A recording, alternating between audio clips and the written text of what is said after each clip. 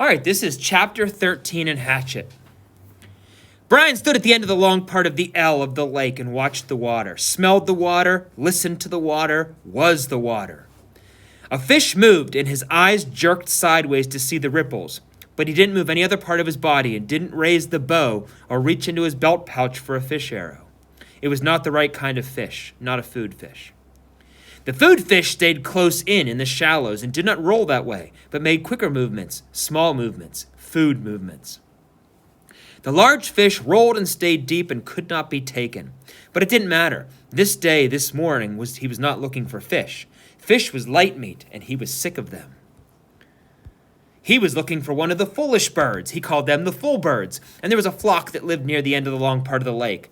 But something that he didn't understand had stopped him, and he stood, breathing gently through his mouth to keep silent, letting his eyes and ears go out and do the work for him. It had happened before this way. Something had come to him from outside to warn him, and he had stopped. Once it had been the bear again. He had been taking the last of the raspberries, and something came inside and stopped him. And when he looked where his ears said to look, there was a female bear with her cubs. Had he taken 2 more steps, he would have come between the mother and her cubs, and that was a bad place to be. As it was, the mother had stood and faced him and made a sound, a low sound in her throat to threaten and warn him. He paid attention to the feeling now, and he stood and waited, patiently, knowing he was right and that something would come. Turn, smell, listen, feel, and then a sound, a small sound, and he looked up away from the lake and saw the wolf. It was halfway up from the hill from the lake, standing with its head on its shoulders sticking out into a small opening, looking down on him with yellow eyes. He had never seen a wolf, and the size threw him, not as big as a bear, but somehow seemed that large. The wolf claimed all that was below him as his own, took Brian as his own. Brian looked back and for a moment felt afraid because the wolf was so right. He knew Brian knew him and owned him and chose not to do anything to him. But the fear moved away, and Brian knew the wolf for what it was, another part of the woods, another part of all of it. Brian relaxed the tension in the spear in his hand and settled the bow in his other hand from where it had started to come up. He knew the wolf now, and the wolf knew him, and he nodded to it, nodded and smiled. The wolf watched him for another time, another part of his life, then turned and walked effortlessly up the hill as it came out of the brush, and was followed by 3 other wolves, all equally large and gray and beautiful, all looking down on him as they trotted past and away, and Brian nodded each of them as well. He was not the same now. The Brian that stood and watched the wolves move away and nodded to them was completely changed. Time had come, time that he measured but didn't care about. Time had come into his life and moved out and left him different. In measured time, 47 days had passed since the crash. 42 days, he thought, since he died and had been born again as the new Brian. When the plane had come and gone, it put him down. It gutted him and dropped him and left him with nothing. The rest of that first day, he had gone down into the dark. He had let the fire go out. He'd forgotten to eat even an egg. He let his brain take him down to where he was done, to where he wanted to be done, to where he wanted to die. He settled into the gray funk deeper and still deeper until finally in the dark, he'd gone up on the ridge and taken the hatchet and tried to cut himself.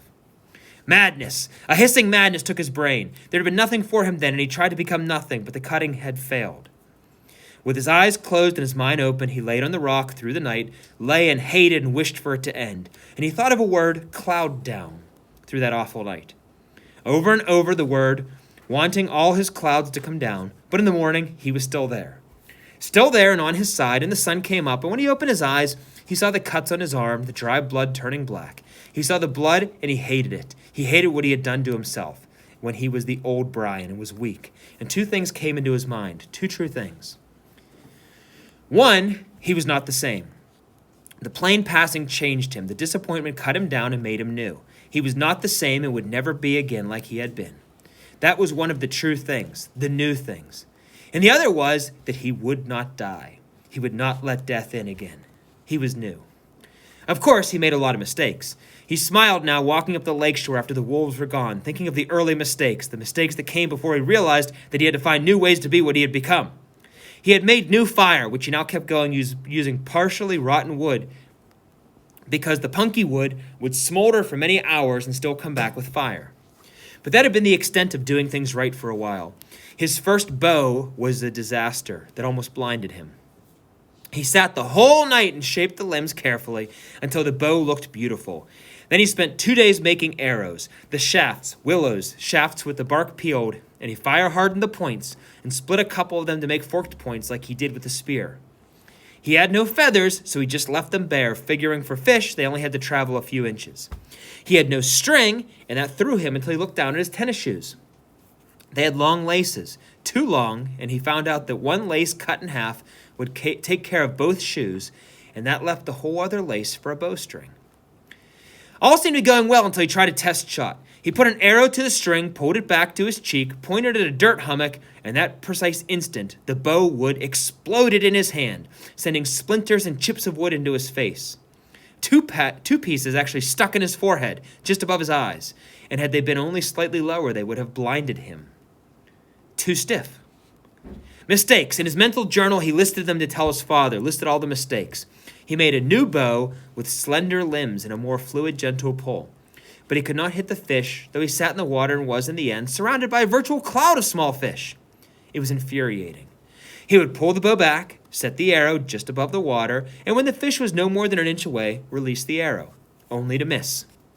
It seemed to him that the arrow had gone right through the fish again and again, but the fish didn't get hurt. Finally, after hours, he struck the arrow down in the water, pulled the bow, and waited for a fish to come close. And while he was waiting, he noticed that the water seemed to make the arrow bend or break in the middle.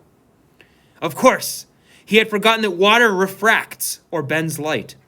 He learned that somewhere in some class. Maybe it was biology. He couldn't really remember. But it did bend light, and that meant the fish were not where they appeared to be. They were lower, just below, which means he had to aim just under them. He would not forget his first hit. Not ever. A round-shaped fish with golden sides as golden as the sun, stopped in front of the arrow, and he aimed just beneath it, at the bottom edge of the fish, released the arrow, and there was a bright flurry, a splash of gold in the water. He grabbed the arrow and raised it up, and the fish was on the end, wiggling against the blue sky. He held the fish against the sky until it stopped wiggling. He held it and looked to the sky and felt his throat tighten, swell, and fill with pride at what he had done. He had done food. With his bow, with an arrow fashioned by his own hands, he had done food. He had found a way to live. The bow had given him this way, and he exulted in it, in the bow, the arrow, the fish, the hatchet, in the sky. He stood and walked from the water, still holding the fish and arrow and bow against the sky, seeing them as they fit his arms, as they were part of him. He had food. He cut a green willow fork and held the fish in the fire until the skin crackled and peeled away, and the meat was inside flaky and moist and tender. This he picked off carefully with his fingers, tasting every piece, mashing them in his mouth with his tongue to get the juices, hot steaming pieces of fish. He could not, he thought then, ever get enough. And all that first day, that first new day, he spent going to the lake, shooting a fish, taking it back to the fire, cooking and eating it, then back to the lake, shooting a fish, cooking and eating, and on that way until it was dark. He had taken the scraps back to the water with the thought they might work for bait, and the other fish came by the hundreds to clean them up. He could take his pick of them, like a store, he thought, just like a store. He could not remember later how many he ate that day, but he thought it must have been over 20. It had been a feast day, the first feast day. It had been a celebration of being alive in the new way he had of getting food. By the end of that day, when it became dark and he lay next to the fire with his stomach full of fish and grease from the meat smeared around his mouth, he could feel new hope building in him. Not hope that he'd be rescued, that was all gone. But hope in the knowledge, hope in the fact that he could learn and survive and take care of himself.